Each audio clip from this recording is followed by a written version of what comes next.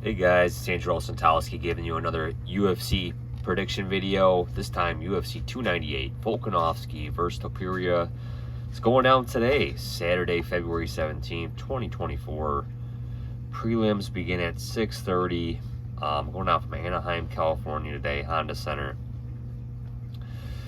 Great main card. Pretty exciting card period, but like I said, there's only 12 fights on the card, not getting your typical 13, 14, 15 fights. But like I said, the main card makes up for it. Solid main event. And let's get into it, guys. So first up, Andrea Lee against Miranda Maverick. Andrea Lee lost 3 straight. Had a great win over Cynthia Kopylov, but that might be her last win. And it was, and that was a long time ago, guys. It was over 2 years ago. And like I said, lost to Natalia Silva, Barber. So we got Miranda Maverick here, somebody that's kind of lost fights that she shouldn't have either, and beat Priscilla Cachoeiro, absolutely dominated that fight. Lost to Jasmine Jasdavicius, got dominated. I think she complained about an eye injury or something, if I remember. Lost to Erin Blanchfield, which was no shame. That was kind of Erin Blanchfield's coming out party. You saw really how good she was. Lost to Macy Barber in a fight that she should have won. But I'm going to go with her here to pick up the win over Andrea Lee. It is chalky. This is a women's MMA fight, so like I said, she is sitting at a minus 190. I'm going to take Maverick here, but obviously no bet. Val Woodburn against the Welsh Oban Elliott. We got Val Woodburn coming off 1 loss. I think he took it on short notice against Bo Nickel. No shame in that, but he got absolutely destroyed 38 seconds into round 1. Oban Elliott, Welsh fighter, the Welsh Gangster is his nickname, coming off the Dana White Contender Series. I'm going to side with him here, man. Like I said, don't really know much about him, but I am going to side with him here over Woodburn. But Josh Quinlan against Danny Barlow. Josh Quinlan, I think he was Dana White Contender Series dude, if I can remember. Maybe not. Yeah, he was. 2021, and then he popped for roids. Beat Jason Witt, lost to Trey Waters, but he did go to decision with him. And I think they're just kind of feeding this guy to Danny Barlow. This guy, I think he's from Tennessee. And he's just knocking dudes out, man. Beat Raheem Forrest very early. I mean, he's destroying dudes, man. And I'm going to side with him here. He's got a big reach. But who knows, man? Maybe this fight gets interesting if it gets outside of round 1. But I'm going to pick Barlow. Great fight here. 2 light heavyweight prospects. Mingyang Zhang against Branson Ribeiro.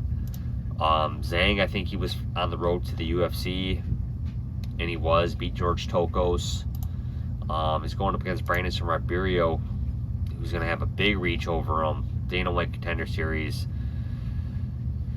He's got some fights outside of the first round, too. I'm going to side with Zhang, man. But like I said, the outcome of this fight's not going to surprise me, man. They're both finishers. Ribeiro's got a huge reach. I'm going to pick Zhang, but like I said, let's see how it goes. Rinya Nakamura against Carlos Vera. Nakamura's a 10-1 favorite. I'm going to side with Nakamura here. Probably by finish. First round knockout, possibly, or submission. Marcos Rogerio de Lima against Junior Tafa. Such an interesting fight here. Rogerio de Lima coming off a bad knockout loss at Derek Lewis, and this guy is a finisher himself. But he can also get it done by decision. But man, he supposedly got his teeth knocked out, or they're loosened up. And he's going up against Junior Tafa. He was originally scheduled to face Justin Tafa. Here Junior steps in for his brother who has an illness or sick. And I've been impressed with Junior, man. You know why? Because he's shown some resilience, man. He went all 3 rounds of Muhammad Usman. I thought he kind of had Usman on skates in round 1. Usman, got the takedowns on him, just wore him down. Beat Parker Porter, who I think both brothers destroyed. And this guy, he's supposed to take on Carl Williams in another month, who's no easy task, man. That guy's a straight grappler. Why they want to throw him in grappling matchups, who knows? But I'm going to side with Junior, man, to pick up this win here, man. I think Junior's just got the cleaner striking. Rogerio better go for the takedowns very quick. Lay on this guy, gas Tafa out. But I'm going to side with Tafa for the upset. Lemos against Dern. don't have a whole lot of confidence with Dern, man. I like both these women, obviously.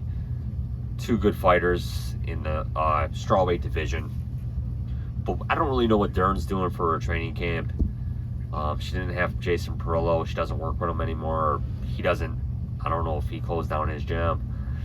But absolutely got destroyed by Jessica Andrade, a fighter who's been struggling as of late prior to that fight. Lemos coming off that decision loss to Zhang, but she did go 5 rounds. Did show some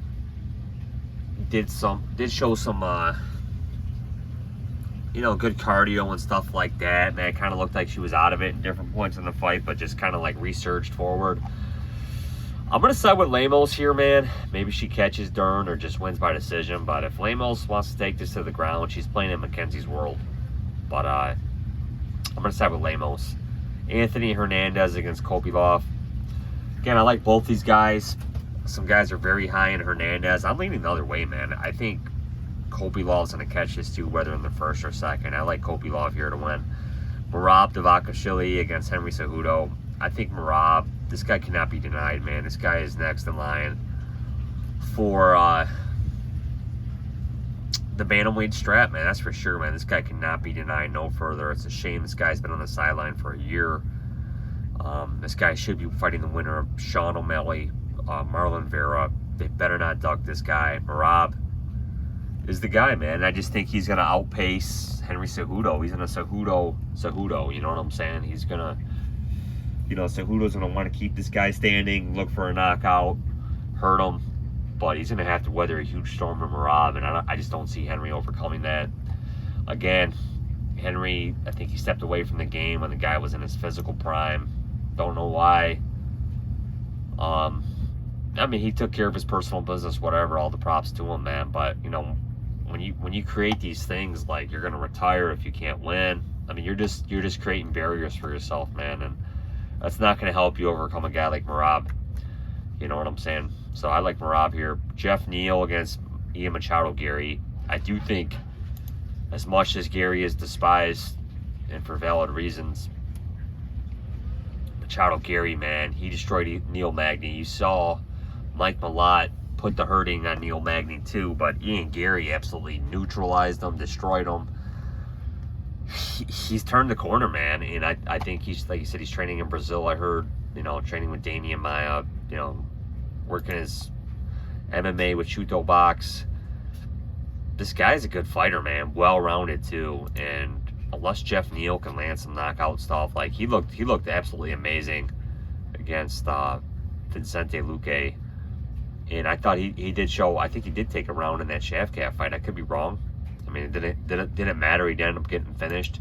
At least he made weight here, but we just don't know what Jeff Neal is going to show up for this fight. I'm going to side with Machado Garry. I just think that this dude is a legitimate top 10 fighter. This guy is good, and I'm not going to discount this guy no more, man. You know, so I'm going to pick Ian Machado Garry here. Robert Whittaker against Paulo Costa, and the question is, you know, which Robert Whittaker is going to show up and which Paulo Costa is going to show up, and this might be like Dan Hardy once, you know, like when Dan Hardy once analyzed the Paulo Costa against Israel Adesanya fight, man. I think he was like kind of comparing, like, you know, a computer from the 1980s to the present, you know, and it's just like Paulo Costa kind of wings his shots. You know, when he fought at 205 against Marvin Vettori, I did think the guy looked good. I mean, I did think he just had a lot more energy. He was throwing strikes. Vettori might have landed the cleaner stuff, but man, Paulo Costa threw some heat at that guy, man, in that fight. And credit on Marvin Vettori for surviving that. But Paulo Costa definitely has power. Now, what's Robert Whittaker's chin coming off the knockout loss to the current champ, DDP? You know, that was a surprise, man. I mean, Whittaker was a 3.5 to 1 favorite in that fight. Absolutely, but look, if you look at Robert Whittaker, man, absolutely destroyed Marvin Vettori. You know, beat the Kelvin Gastelums in a fight that he just absolutely dominated, man. Just a couple speeds ahead. And Kelvin, I thought, was pretty fast in middleweight. Lost to Israel Adesanya, which could have been a 3-2 scoring of the rounds type fight. Beat Jared Cannonier. I mean, this guy, I mean, he's literally at the pinnacle, man. You know, and like I said, both these guys are older, man. Costa, for sure, he's been highly inactive. Whittaker's only 33. Guys feels like he's been around 20 years. I remember when he was at welterweight for, you know, Costa, he feels like, you know what I'm saying? He's just very inactive. Whittaker, at least he's active, you know, and I'm going to side with Robert Whittaker here by decision. Volkanovski against Topuria. I kind of like the fact that Topuria is like the same size as this guy, man. Height-wise, everything. Volkanovski's used to fighting these tall, leaning towers. Topuria's talking big stuff, man. And I feel like he is really confident in himself. And Volk, bro, the guy just got knocked out by Islam Makhachev, man. You know, so, I mean, the fact that he's cutting 10 more pounds within a 4-month period of that knockout should raise some alarms here. I like Topuria as a dog here, man. That's just like a lot of people. Whether the hype or not, you're getting value with Topuria. You can look at the same token and say, man, when has Volkanovski been as cheap as $1.25? You know what I'm saying? So if you like Volk, I mean, all props to you, man. This is the fight to pick him up at a severe discount. He destroys Topuria, man. This guy's going to be a massive 4 to 5 to 1 favorite in, you know, all his next title defenses. So you know that's coming. So I can't fault people for taking either side of the coin here. But the value's with Topuria, in my opinion. Just because I think he's going to win, but you're not getting much underdog value with the guy as far as he's plus 100. You know. So, but you know, the plus 190 on Jack Hermansson did come through last week. Jack lost rounds 1 and 2 I had, and he took over for Joe Pyfer in rounds 3 and 4 and 5, and that's how I kind of thought the fight was going to go. Credit to Jack, man. He didn't wilt under the heavy barrage of punches of Pyfer in the first round. Jack kind of started taking over in the second round. So, yeah, very happy to cash that plus 190 on Jack Hermansson. This guy came through, finally. And, yeah, guys, so my picks for this card.